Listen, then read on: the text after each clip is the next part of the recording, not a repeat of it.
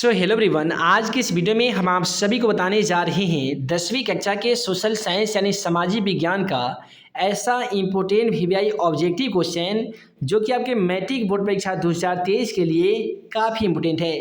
तो चलिए फ्रेंड्स, बिना समय गवाए पहला क्वेश्चन का आंसर देख लेते हैं। है दोस्तों, आज का पहला सवाल क्वेश्चन नंबर 41 कहता है कि विनिमय बिल निम्नलिखित में किसका एक प्रकार है। विनिमय जो बिल होता है ना, ये इनमें से किसका एक प्रकार है। तो क्वेश्चन नंबर 41 का सही जवाब ऑप्शन बी हो जाएगा, साख पत्र का, जिसे हम लोग भरोसा या विश्वास पत्र कहते हैं, इसी का एक आधार है विनिमय बिल। उसके बाद में कहता है कि मुद्रा वह है जिसके चारों तरफ संपूर्ण आर्थिक विज्ञान चक्कर काटता है। यह किसका वक्तव्य है, यानी यह किसका कथन था। तो यहाँ पे क्वेश्चन 42 का सही जवाब ऑप्शन बी हो जाएगा। सर जॉन मार्शल का कहना है कि मुद्रा एक ऐसा वस्तु है जो पृथ्वी के चारों ओर विज्ञान की तरह चक्कर काटता है। यह कथन जॉन मार्शल का था। उसके बाद में कहता है कि भारतीय रिजर्व बैंक ऑफ इंडिया की स्थापना कब की गई थी। तो याद रखिएगा, आरबीआई जो भारत का केंद्रीय बैंक माना जाता है, जिसका पूरा नाम रिजर्व बैंक ऑफ इंडिया होता है, और इसकी स्थापना सन 1935 ईस्वी में हो गई थी। सन 1934 ईस्वी में भारत में सबसे विनाशकारी भूकंप आया था, लेकिन सन 1935 ईस्वी में आरबीआई यानी भारत का केंद्रीय bank reserve bank of India की स्थापना हो गई थी।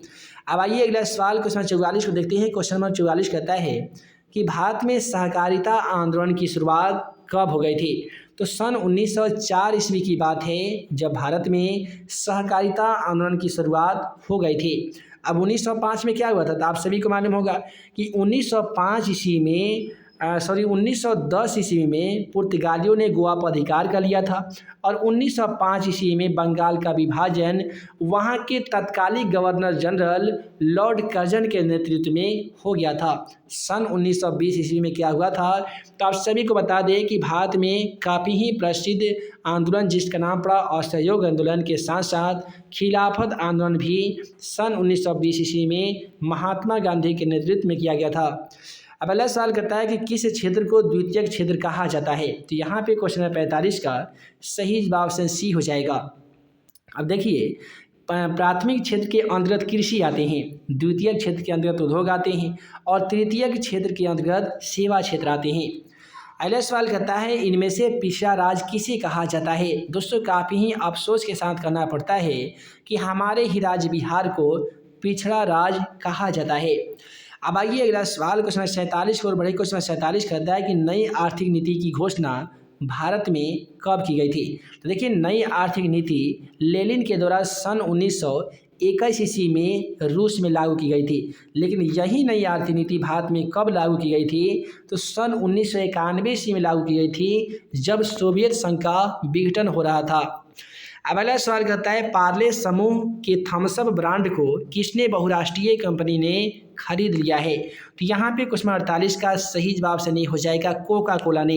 देखिए, बहुराष्ट्रीय कंपनी किसे कहते हैं, तो कोई ऐसी कंपनी जो एक ही देश नहीं बल्कि अनेक देशों में अपना इकाई लगाती है, अनेक देशों में व्यापार करती है, वैसे कंपनी को हम लोग बहुराष्ट्रीय कंपनी कहते हैं। अब अगला सवाल क्वेश्चन नंबर 49 को देखिए, कहता है कि स्वर्ण भूषणों की परिशुद्धता को सुनिश्चित करने के लिए किस मान्यता चिन्ह का प्रयोग होना आवश्यक है। यानी आसान शब्द में कहे तो सोने की शुद्धता की जांच करने के लिए किस चिन्ह का होना आवश्यक माना जाता है, तो हॉलमार्क का होना आवश्यक माना जाता है। क्वेश्चन का बिल्कुल सही जवाब ऑप्शन बी होगा, हॉलमार्क। अब अगला सवाल क्वेश्चन नंबर 50 को देख लीजिए। क्वेश्चन नंबर 50 कहता है यदि किसी सेवा या वस्तु का मूल्य 20 लाख से ज़्यादा और 1 करोड़ से यदि कम है तो उपभोक्ता उसका शिकायत कहाँ दर्ज करेगा। तो याद रखिएगा, यदि किसी सेवा या वस्तु का मूल्य 20 लाख से ज़्यादा और 1 करोड़ से कम होगा तो उपभोक्ता उसका शिकायत राज्य आयोग में करता है, और 1 करोड़ से अधिक रहता है तो वो राष्ट्रीय आयोग में करता है। 20 लाख से कम होता है तो उसका शिकायत वो जिला फोरम में करता है। अब अगला सवाल कहता है प्राणियों के शरीर में कितना प्रतिशत जल की मात्रा निहित होती है। तो क्वेश्चन नंबर 51 का सही जवाब ऑप्शन सी हो जाएगा। प्राणी के शरीर में लगभग 65% जल की मात्रा निहित होती है। अब अगला सवाल कहता है कि 1 टन इस्पात बनाने में कितने मैग्नीज का प्रयोग किया जाता है। जैसा कि आप सभी को मालूम होगा कि 1 टन इस्पात बनाने में लगभग 10 किलोग्राम मैग्नीज का उपयोग किया जाता है। अब कहते हैं कि कौन सी नदी प्रायद्वीपीय भारत की सबसे लंबी नदी मानी जाती है। तो यहाँ पे क्वेश्चन नंबर 53 का सही जवाब ऑप्शन बी हो जाएगा। देखिए, गोदावरी नदी एक ऐसी नदी है जो प्रायद्वीपीय भारत की सबसे लंबी नदी मानी जाती है। हालांकि भारत की जो सबसे लंबी नदी है वो गंगा है और सबसे पवित्र नदी भी गंगा है, जो पाटलिपुत्र से होते हुए अनेक जिलों को छूते हुए अनेक देशों में जाती है। अगला सवाल कहता है आधुनिक सभ्य की रीढ़ क्या है। देखिए, आधुनिक सभ्यता की जो रीढ़ मानी गई है वो मानी गई है लोहा को, क्योंकि आदिवासियों के द्वारा खोजी गई सबसे पहला धातु था तांबा, और सिंधु घाटी के निवासियों का जो ज्ञान नहीं हुआ था लोगों का, वो लोहा था। अब अगला सवाल कहता है कि सन 1992 ईस्वी में रियो डी जेनेरियो में कौन सा सम्मेलन हुआ था।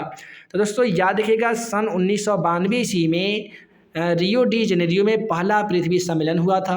तो क्वेश्चन का सही जवाब ऑप्शन ए होगा, पृथ्वी सम्मेलन।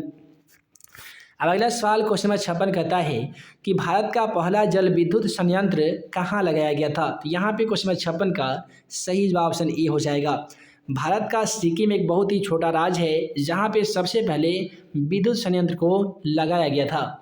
अब अगला सवाल कहता है कि बतुल किस वन की विशेषता है। बतुल हमें बताना होगा, ये सवाल ज्योग्राफी से लिया गया है। देखिए, बतुल जो है यह पर्वतीय वन की विशेषता है, यानी ऐसा वन पर्वत में पाया जाता है।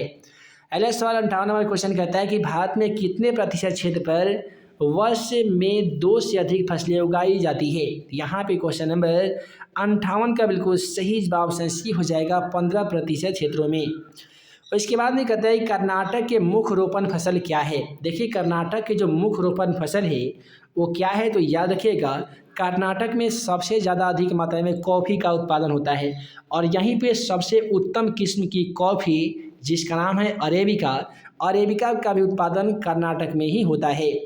अब अगला सवाल क्वेश्चन 60 कहता है दक्षिण भारत में सर्वाधिक गन्ना उत्पादक राज्य कौन सा है।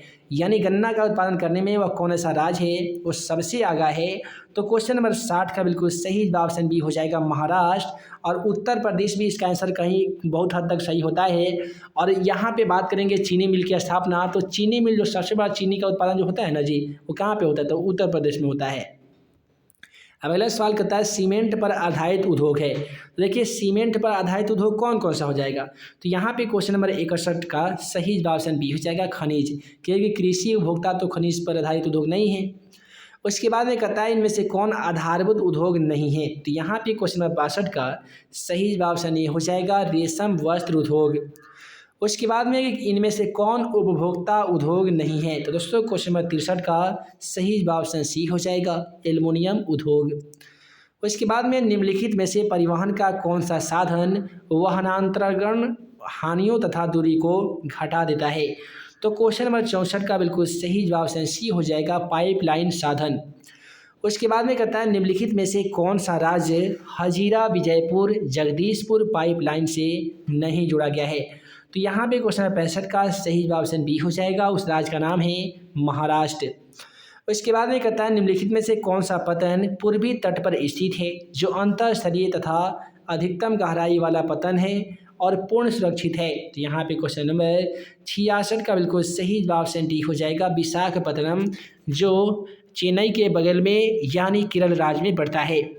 अब अगला सवाल काफ़ी ही ज़्यादा इंपॉर्टेंट है, कहता है कि कांवर झील स्थित है। यानी आप सभी को बताना होगा कि कांवर झील किस जिला में स्थित है। तो यहाँ पे क्वेश्चन नंबर 67 का सही जवाब ऑप्शन सी हो जाएगा। दोस्तों, कांवर झील बेगूसराय जिला में स्थित है। अब अगला सवाल कहता है कि बिहार में तेल शोधक कारखाना कहाँ पे है। तो बिहार में यदि आप तेल शोधक कारखाना की बात करें तो ये है बरौनी में, क्योंकि बरौनी तेल शोधक कारखाना बिहार के बरौनी जिला में ही स्थित है। अब अगला सवाल करता है कि किस नगर में कालीन तैयार होता है। देखिए, कालीन की जो तैयार होता है ना, कालीन के बनावट ये ओबरा में होता है। ठीक है जी, ओबरा में ही कालीन तैयार की जाती है। अब अगला सवाल है सन 2001 ईस्वी की जनगणना के अनुसार बिहार की नगरीय आबादी कितनी थी। तो क्वेश्चन नंबर 70 का सही जवाब ऑप्शन सी हो जाएगा, 10.5 हेक्टेयर थी। उसके बाद में कहता है उच्चावच प्रदर्शन के लिए हैच्यूर विधि का विकास किसने किया था। तो याद रखिएगा ऊंचा उच्च प्रदर्शन करने के लिए हेसियोर विधि का जो विकास है वो लेहमान महोदय ने किया था। तो क्वेश्चन नंबर 71 का सही जवाब ऑप्शन बी हो जाएगा लेहमान। उसके बाद में कहता है कि भारत का राष्ट्रीय पक्षी क्या है। तो दोस्तों भारत का राष्ट्रीय पक्षी मयूर यानी मोर है, इसलिए क्वेश्चन का सही जवाब ऑप्शन सी हो जाएगा। उसके बाद में अगला सवाल क्वेश्चन 73 कहता है कि निम्नलिखित में से कौन सा जानवर केवल भारत में ही पाया जाता है। आप सभी को बता दें कि डॉल्फिन जो है वो भारत का राष्ट्रीय जलीय प्राणी घोषित कर दिया गया है और यही है वो डॉल्फिन जो सबसे बुद्धिमान मछली भी मानी जाती है और यही वो डॉल्फिन है जो केवल भारत में ही पाया जाता है। उसके बाद में 74 नंबर क्वेश्चन कहता है कि लौह अयस्क किस प्रकार का संसाधन है। देखिए हमें बताना होगा कि लौह अयस्क किस प्रकार का संसाधन है। तो कुछ ऐसे संसाधन जिसे हम पुनः प्राप्त नहीं कर सकते हैं, जिसे प्राप्त करने के लिए करोड़ों वर्ष लग सकते हैं, उसे अनवीकरणीय संसाधन कहते हैं। जैसे कोयला हो गया, डीजल हो गया, पेट्रोल हो गया, गैसोलीन हो गया, ये सभी के सभी अनवीकरणीय संसाधन होते हैं। अब अगला सवाल करता है कि तट रेखा से कितने किलोमीटर तक का क्षेत्र सीमा अपवर्जक आर्थिक क्षेत्र कहलाते हैं। तो वो हो जाएगा 200 NM यानी 200 नेशनल मीटर सीमा क्षेत्र। उसके बाद में है इनमें से कौन मानव जनित आपदा है। देखिए मानव जनित आपदा क्या है। तो वैसी आपदा जो मनुष्य के कारण से घटित होता है, जैसे कि आतंकवाद हो गया, सांप्रदायिक दंगा हो गया, महामारी हो गया, तो ये सभी हो जाएगा। इनमें से सभी क्वेश्चन का सही जवाब ऑप्शन डी हो जाएगा। अब अगला सवाल क्वेश्चन 77 को देखिए कहता है कि बाढ़ क्या है। दोस्तों आप सभी को मालूम होगा कि बाढ़ मनुष्य तो नहीं ला सकता है, बाढ़ एक प्राकृतिक प्रकोप, प्राकृतिक आपदा है। तो क्वेश्चन नंबर 77 का सही जवाब ऑप्शन ए हो जाएगा। उसके बाद में अगला सवाल क्वेश्चन नंबर 78 को देख लीजिए।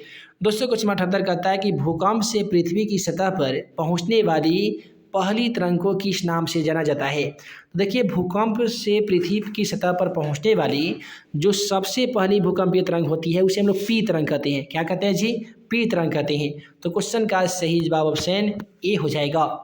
उसके बाद में आइए अगला सवाल क्वेश्चन नंबर 79 को बढ़े। क्वेश्चन 79 कहता है कि आग से जलने की स्थिति में जले हुए स्थान पर क्या प्राथमिक उपचार करनी चाहिए। आप सभी को बता दें कि कोई भी जगह पे यदि आग लग जाती है तो आग लगे हुए स्थान पे सबसे पहला जो प्राथमिक कार्य है वो ठंडा पानी डालना चाहिए। क्वेश्चन 79 का सही जवाब ऑप्शन ए हो जाएगा।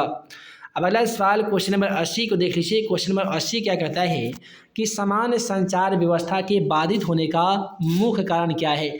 यदि सामान्य संचार व्यवस्था यदि बाधित हो जाती है, उसमें रुकावट उत्पन्न हो जाती है, तो इसका मेन रीजन, मुख्य कारण क्या रहा होगा। तो यहाँ पे हो जाएगा केबलों का टूट जाना, क्योंकि यदि केबल का तार टूट जाएगा तो जाहिर सी बात है सामान्य संचार व्यवस्था बाधित हो जाएंगे। तो दोस्तों वीडियो लंबी ना हो जिस कारण मैं इस वीडियो को यहीं पे एंड करता हूँ। आशा करते हैं इस वीडियो में जितने भी ऑब्जेक्टिव क्वेश्चन बताए गए हैं वो सभी के सभी क्वेश्चन आपको याद हो गए होंगे। तो हम जल्द मिलेंगे ऐसे ही 10वीं कक्षा का सभी सब्जेक्ट का VVI ऑब्जेक्टिव तथा सब्जेक्टिव क्वेश्चन के वीडियो लेक्चर के साथ। तब तक के लिए यदि आप सभी को वीडियो पसंद आया हो तो वीडियो को लाइक कीजिएगा, अपने दोस्तों में शेयर कीजिएगा। नए होंगे चैनल पे तो चैनल को जरूर सब्सक्राइब कीजिएगा ताकि ऐसे ही आने वाली हर 10वीं कक्षा का वीडियो आप सभी को मिल सके और आप हमारे द्वारा बनाए गए तमाम VVI क्वेश्चन का वीडियो सबसे पहले देख सकें।